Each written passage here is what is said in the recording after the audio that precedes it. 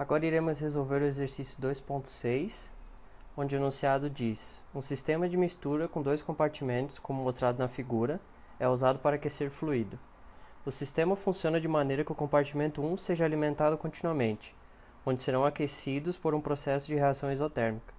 A parede dos dois compartimentos é fina e permite que ocorra troca de calor entre os dois. A parede dos reatores é bem isolada, o que faz o calor não sair para o exterior. Existe um resfriador no segundo compartimento para remover um excesso de energia que possa haver. A letra A diz: desenvolva um modelo dinâmico para o reator, assumindo que não há reação, apenas um compartimento na alimentação. Assuma Q0, TI, T inicial e TC, como eles possam variar. A letra B, faça análise dos graus de liberdade do modelo, identificando todos os parâmetros, entradas, saídas, em função do tempo.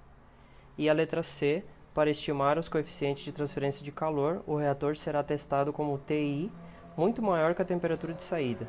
Explique como o modelo tem que ser modificado para contabilizar a presença de reação isotérmica, assumindo a reação A até B.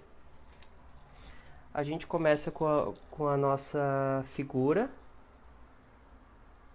dessa maneira, e vamos resolver a letra A, que ele pede para desenvolver um modelo dinâmico para o reator, assumindo que não há reação. Então as nossas hipóteses são mistura perfeita dentro do reator, Rho e C são constantes, onde C é a constante de transferência de calor, e a hipótese 3, sem perda de calor para o exterior. Primeiramente a gente faz o balanço de massa para o tanque 1, onde a gente tem que a massa de entrada é igual à massa de saída, onde a vazão de entrada é igual à vazão de saída. E o balanço de energia para o tanque 1, que a gente consegue com essa equação aqui, sendo que esse termo aqui é o termo de perda de transferência de calor por condução, e esse daqui por convecção. Esse daqui é por causa da parede do fluido, dos dois compartimentos, a parede desse meio aqui, e esse daqui é por causa da transferência de calor por convecção que acontece do T1 até o T2. No tanque 2 a gente faz um balanço de massa igual, só que daí a gente tem que a vazão 1 é igual a vazão 2, que daí é igual a vazão total, por isso esse daqui é um processo em regime permanente. Aqui a gente tem que a balança de energia também, só que agora dessa forma a gente tem o termo que equivale à perda de calor por condução da parede. Esse daqui é entre fluidos, que é a perda de calor por convecção. E esse daqui é a perda de calor por convecção por causa desse resfriador aqui. Tendo essas duas equações bem definidas,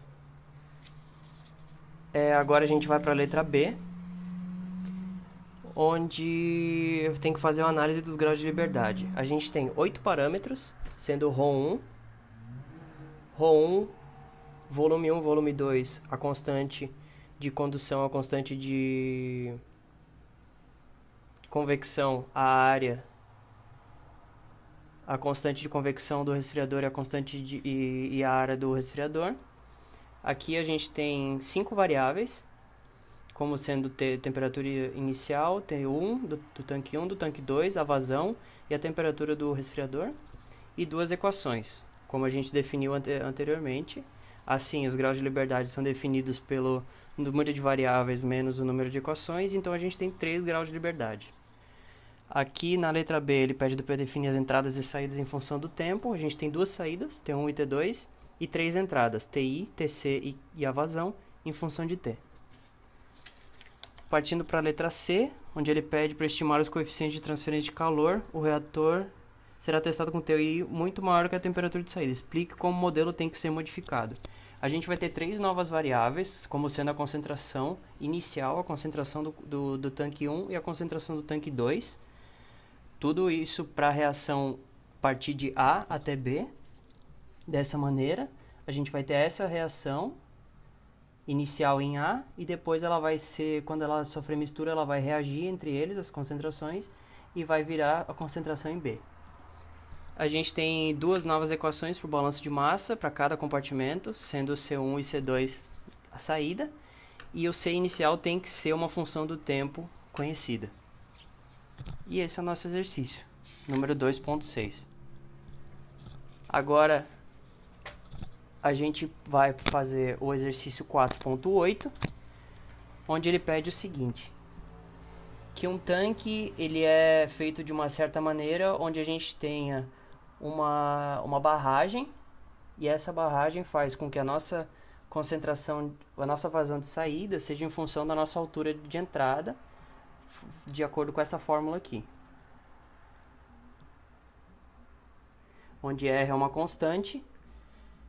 Se apenas uma entrada de vazão WI estiver entrando, descubra a função de transferência dessa maneira aqui, identifica o ganho do tempo e a constante K, e verifica as unidades. Primeiramente, a gente faz o balanço de massa para essa equação. A gente tem que a massa acumulada é igual à vazão de entrada menos a vazão de saída, que esse daqui é o nosso W. Como a gente tem que W é igual a RH na 1,5, a gente fez a substituição aqui e a gente já parte disso. Assumindo que a área e a massa específica são constantes, a gente tira ela da derivada e a gente tem esse daqui.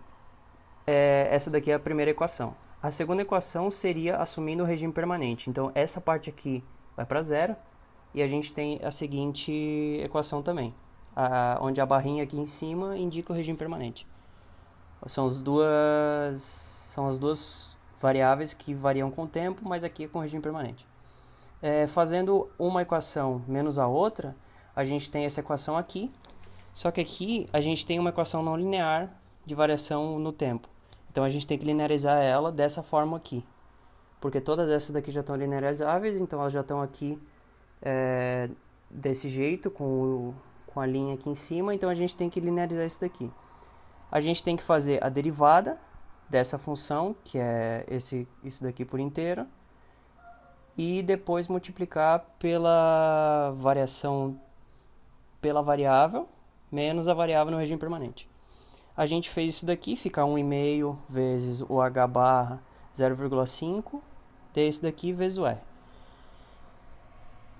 A gente tem daí que a equação dessa maneira aqui, completa. E daí a gente vai aplicar Laplace nessa equação, onde a transformada fica dessa maneira aqui, sabendo que a condição inicial da derivada é zero, assumindo, né? A gente tem uma equação dessa maneira aqui, onde sobra essas funções aqui no tempo, no espaço S. Dividindo a equação inteira por H' de S, a gente tem essa equação, aqui corta, fica 1. Então a gente ir isolando essa variável 1,5 vezes H barra 0,5 vezes R, a gente tem uma equação dessa maneira, que é a equação na forma da equação base de um sistema de segunda ordem, onde a gente tem que o termo multiplicando essa razão aqui seria o nosso K, e o termo multiplicando o S seria o nosso W, nosso tal. Então a gente tem que o nosso tal é ρA dividido por 1,5 R na H barra 0,5. Como esse H barra 0,5 é uma raiz, a gente tem a tendência de multiplicar em cima e embaixo por H barra, e a gente fica com a equação dessa forma aqui, sendo que o nosso W barra é igual a RH na 1,5. Por isso que tem esse W barra, e o ρA fica ρAV por causa do H barra que multiplica aqui. E o nosso K fica dessa forma, da mesma maneira a gente faz vezes a raiz de H barra em cima e embaixo. E a gente acaba chegando no W da mesma maneira e nas variáveis. Então aqui a gente tem nossa resolução. Depois a gente faz a análise de unidades do nosso K, que a gente tem que é a altura dividido por vazão. E depois a gente faz a análise do nosso tal, que seria que seria massa dividido por massa sobre o tempo, que seria vazão, que é igual a somente tempo. Então, está correto.